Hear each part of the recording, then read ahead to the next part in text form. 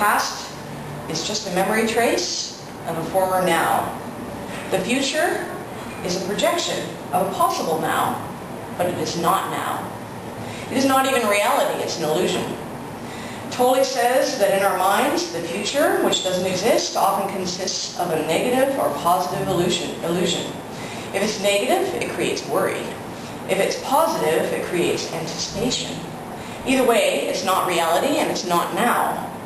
Sometimes we are disappointed in how things turn out, even when the event we planned doesn't go the way we imagined. A large amount of human suffering comes from expectations caused by not remaining in the now. The now is consciousness. Not being present means to be unconscious. Most of us are unconscious most of the time, if not all of the time. Number 4, how do we reach the now? Tolle says that one familiar way to reach the now is through meditation. As soon as you focus on your breathing, you are present. This is said by many to be one of the easiest ways to stay present. The moment you focus your breath, no matter what you are doing, you briefly enter the now. You are present for that minute of concentration, or several minutes, depending on how long you can continue focusing on your breathing, before thoughts begin drifting into your awareness again. So it takes a lot of practice for some people. If you're like me, excuse me, you are not particularly good at entering the now through meditation. So there are other ways to enter the now. One way is to observe things around you with great intensity. Study a flower or watch a bee slowly collect pollen before it flies away.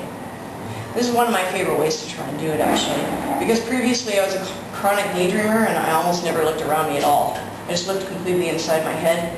Now I make a point of observing my surroundings and it helps me immensely. It helps me stay present a lot more. It's changed me a lot, actually.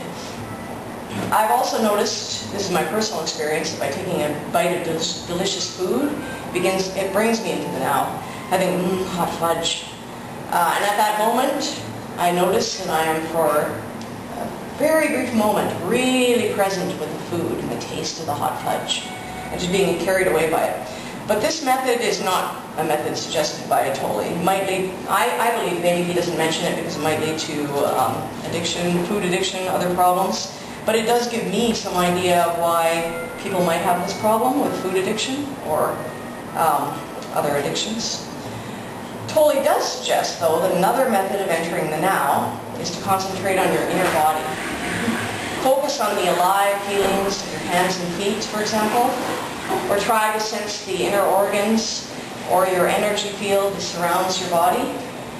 I've had actually success with this. The first time I had success was actually almost embarrassing. I was listening to his guide to going deeply into your body on the MRT when I was going to my friend's house in Tiamu, so I had a long ride, so I decided, okay, I'll listen to this. And he just went right into the guide on how to go inside your body, and I was feeling my inner body and my energy field, and suddenly I felt so full of energy. I felt like I was really there, and I felt like almost like I was going to have an orgasm, and I was like, oh my God! And I was aware of where I was, so I just snapped out of it because I was on the MRT. And one good thing about being totally aware is you're always aware of your surroundings. It's not like you go into a trance. So I was able to do that experiment again at home, but I haven't been able to do that so often. Partly because I'm too busy and I don't take the time to even practice it, so I should do that more. Another way that people enter the now and maintain a state of mental awareness is to take part in a vigorous activity, like mountain climbing, riding, or racing. These activities force you into the now because if you aren't present, you can die. If you take one wrong step climbing a mountain, you could fall. Tolle says that entering the now sometimes is tied to these activities. So sometimes people become addicted to mountain climbing or cycling or racing or whatever it is, because it keeps them completely present. And people are always seeking to be completely present. Creativity helps you enter the now. All true artists, whether they know it or not, can only be truly creative when they're in a state of intense presence. I believe that's what some people call inspiration, though Tolle doesn't use this word himself. Also, some people are extremely present when they work at their jobs. so that their jobs become an actual spiritual experience. These are only a few of the ways that Tolle talks about. He calls it portals into the now. He mentions a few more here and there throughout his book, saying that if such and such works for you, then you can use it as a portal. So he tries to customize it to every reader. He wants everyone to be able to do this. There's no exclusivity. Number 5, the greatest obstacle to the now. What's the greatest obstacle to entering the now? Tolle says it's identification with your mind, which causes thought to become impulsive. Do you know that mental chatter that plays the same concerns over and over again in your head when you're worried or thinking about something? Not being able to stop thinking, Tolle says, is a great affliction in our world. It's a disease or a mental illness. It prevents you from finding the mental stillness that's inseparable from being. But since most everyone is suffering from it, we call it normal. Tolle says that the philosopher Descartes thought he had found a fundamental truth when he made his famous statement, "I think, therefore I am." But in fact, he had made the most fundamental error in equating thinking with being and identity with thinking. The compulsive thinker, which is almost everyone, lives in a state of apparent separateness, in an insanely complex world of continuous problems and conflicts. A world that reflects an ever-increasing fragmentation of the mind. Enlightenment, on the other hand, is a state of wholeness, of being at one, and therefore of at peace. Tolle says that before you are enlightened, before you have freed yourself from your mind, you may get glimpses of true joy, true love, or of a deep inner peace, still but vibrantly alive. These are aspects of your true nature, which are obscured by your mind. These moments where you feel something more genuine and more incorruptible are soon covered up again by the mind's interference. It may seem that you had something very precious for a moment and then lost it. Or the mind may convince you that it's just an illusion anyway. The truth is that it wasn't an illusion and you cannot lose it. It is a part of your natural state, which can be obscured but never destroyed by the mind. What is the egoic mind? That's number 6. Eckhart Tolle refers to the mind as your egoic mind. He says that the real mind is a wonderful tool if used correctly. If your enlightened self is in control and the mind is subordinate to you, it can be used to do marvelous things. However, unfortunately, the egoic mind is often the one in control. It uses you, and it takes you over and lives through you. Here is an example. The egoic's mind needs to be right in an argument. People who are arguing often take a position, and they identify with that position. In fact, they identify with their position so strongly that they actually believe they are one with that position. As they argue, they get a feeling that if their position dies, they die with it. This means to lose the argument means to die. And they'll do anything to win the argument or even lie just to get their way. That's why you'll see two people fighting endlessly and getting nowhere. Tolle says this happens on a global level as well. Wars are fought over certain ideologies, where those holding those ideologies sometimes feel justifying in eliminating their enemy, and their enemy is just another group with a different set of ideologies.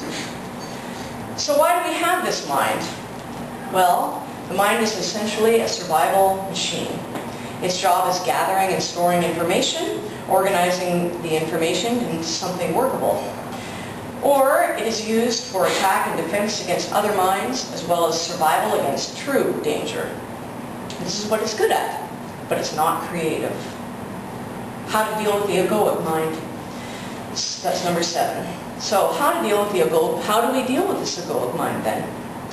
Well, you begin by watching your mind. Notice the next time you find yourself complaining or making judgments. Tolle believes that this was a world of forms, as I said earlier. We actually are all made up of one large energy that is separated by the illusion of forms. The more we complain, judge, or resist what is, the more we give validity to the forms around us. The more we separate ourselves from the other forms, And so we become an I versus the rest of the world. Judgment, watch how we label things. The judgment of one thing being good and another thing being bad causes us to separate ourselves more from the one life that is beyond life, and causes the world of form to become more real around us. With it, we become more isolated. For example, if you say, that loser, he just cut me off, then we are, first of all, giving validity to the fact that he exists as a very separate entity from ourselves. He is a loser. We're not losers because, of course, we don't cut people off. We think, we're superior to him. He's a lower being. He has nothing to do with me. He should be punished. When in fact, the reality is that you and he are part of the same energy of the same being. At the same time, he is unconscious. He is not in a state of awareness, and he didn't do what he did on purpose. He's just unconscious too, and he did what he did to forward himself and get where he's going. In turn, you slipped into a state of unconsciousness yourself by giving in to the judgment that you made of him. Then you formed a mental thought pattern about him. From there, you went into a cyclical thinking pattern which keeps the memory alive of how this guy cut you off, how annoying he is, and how he should be punished, etc. You're now completely unconscious and entirely under the control of the egoic mind. Complaining. Complaining is a resistance pattern that indicates that we have already made a judgment about this or that, and that our current condition is not the way we want it to be. We don't like what's going on, and we wish it was another way, but we just sit there and complain about it. We feel that we're the victim of a certain situation. Eckhart Tolle says, the next time that you notice yourself complaining,